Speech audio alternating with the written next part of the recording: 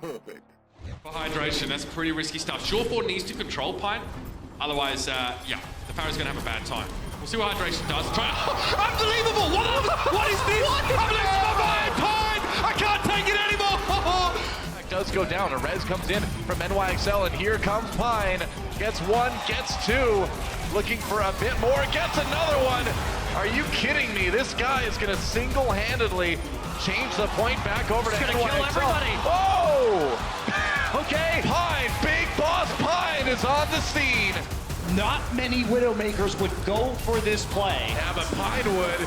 And he just absolutely nails it here. Even the machine gun, what a flick. Are and you another one, serious? beautiful.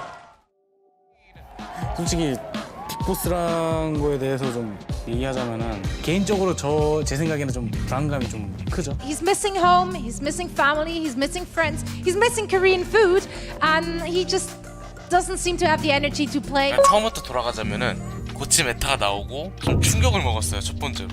The only problem is you're sat around waiting for minutes at a time for fights that don't end while everybody grinds up ultimates to then get that wombo combo. But it's not as exciting as watching Pine, kill 5 people.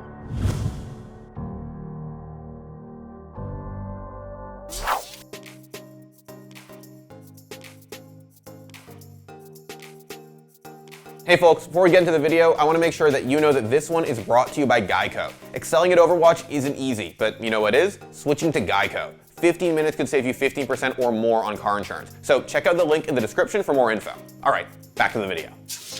In Season 1 of the Overwatch League, damage heroes were the backbone of the game. The plays were exciting, the heroes were flashy, and the players who mained them got to show off their incredible skills to the world. Just taking another angle. Oh my god!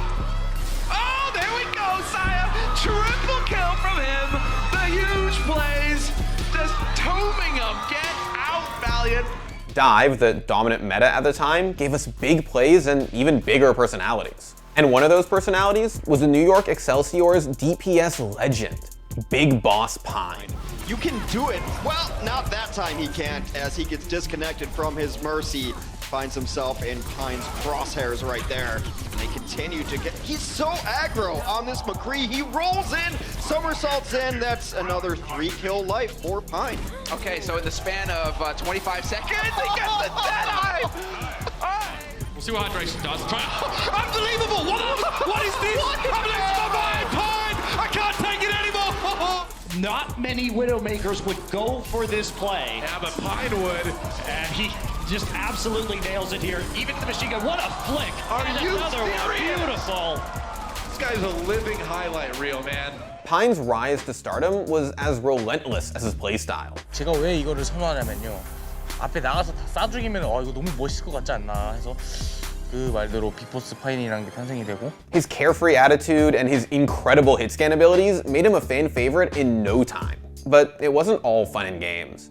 Behind the scenes, Pine was going through a difficult time dealing with depression and panic disorder. Like Pine wasn't really going to take time off, but coaches kind of felt that Pine was something wrong with Pine, and so coaches went to Pine first and talked to him, and then Pine opened up and then he told all the problems, and that's how Pine decided to take time off.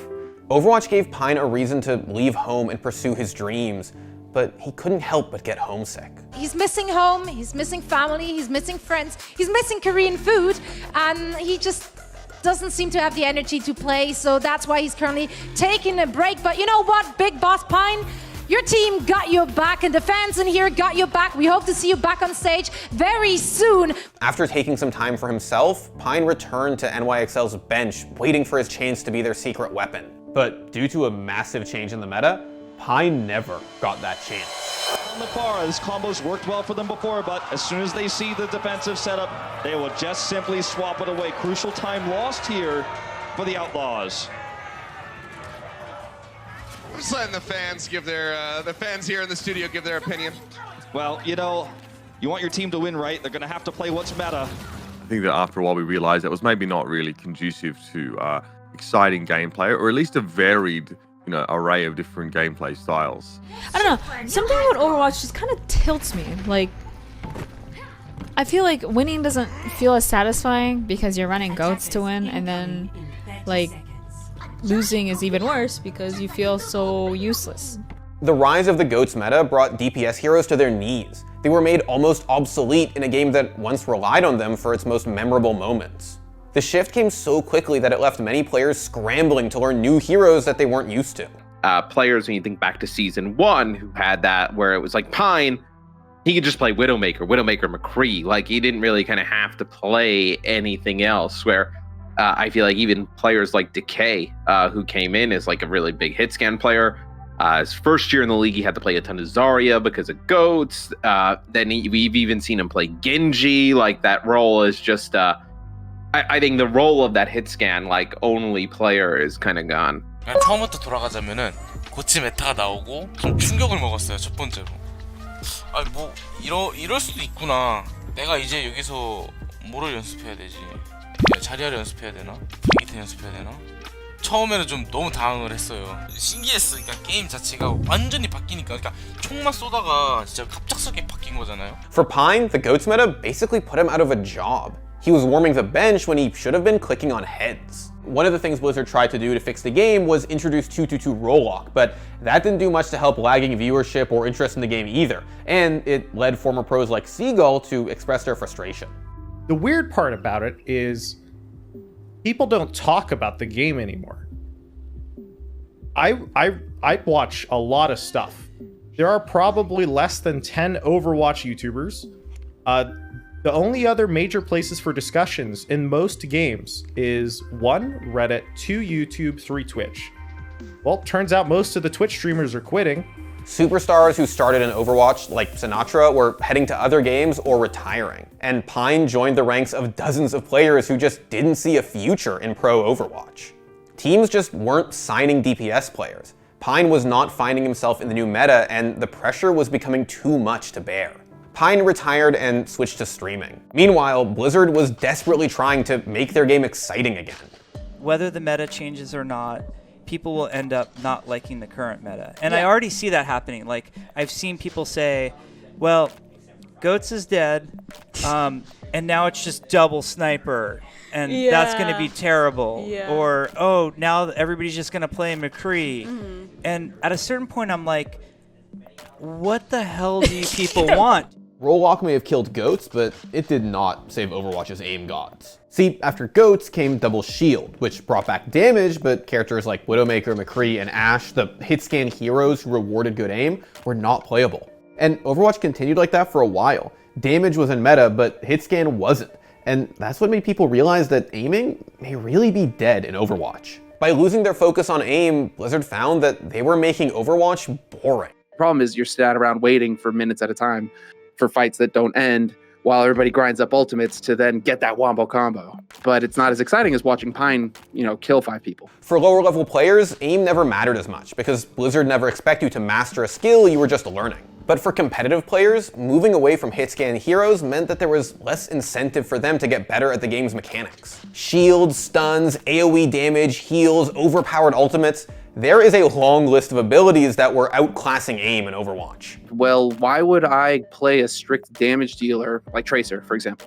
Why would I play a strict damage dealer or McCree or Widow or whatever, when I can play a hero that is now kind of damage, like Mei, so I can still click heads with the Icicle, I can freeze people, I have a wall, and I have a massive AoE ult that picks everybody up in a 10-mile radius. Like, why am I going to play a damage dealer when I can do that?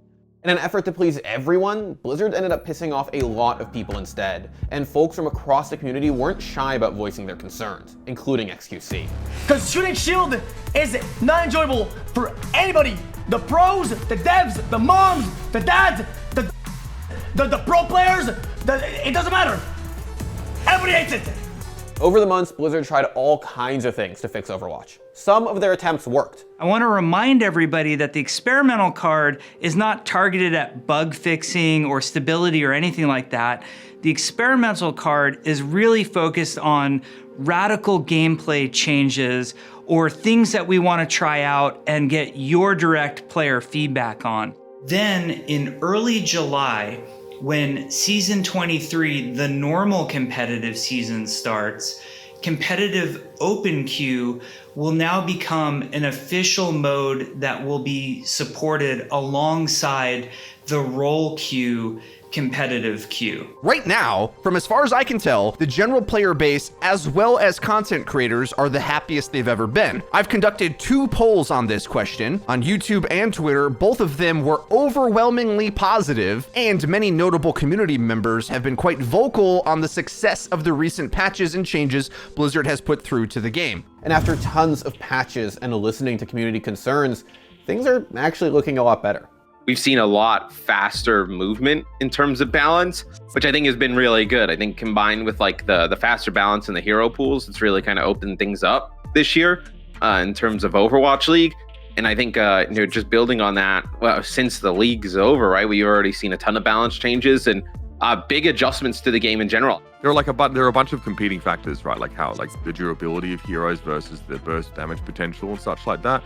And I believe that after an extensive amount of iteration and no doubt a lot of feedback from the pros right now as we speak, here at the end of October, the game is in a very good state, balance-wise. And Pine has decided to give Overwatch another chance. I'm feeling better than before, so I don't have pressure right now and feeling good. Overwatch went through its fair share of balance challenges over the years, and DPS players were just some of the casualties along the way. It's encouraging to me, at least, to see that not only are we sort of reversing the narrative of DPS or aim didn't matter in the Overwatch League, but the players who maybe have been sidelined by that are also starting to take interest again. It might be too late for Overwatch to win back the hearts of DPS players and fans looking for high-octane, high-skill matches, but Pine is ready for his comeback. Because we haven't seen him play in a bit, but we know how special he is on those heroes, right? Like the long-range hit scans, the McCrees, where I think if you put him in that role to succeed, I think he can be a really powerful player for your team in certain situations. I think that, it's a ripe opportunity for him, especially considering just how far above the rest he was as a sort of aim-based player. Every organization, every team needs a face. I think the fans all unanimously agree that Pine is that person. Pine represents New York. He represents NYXL. Thanks for watching. If you want more content like this, hit the sub button and ring that notification bell. For unique bite-sized videos you won't find anywhere else, hit up our Instagram, Twitter, and Facebook pages.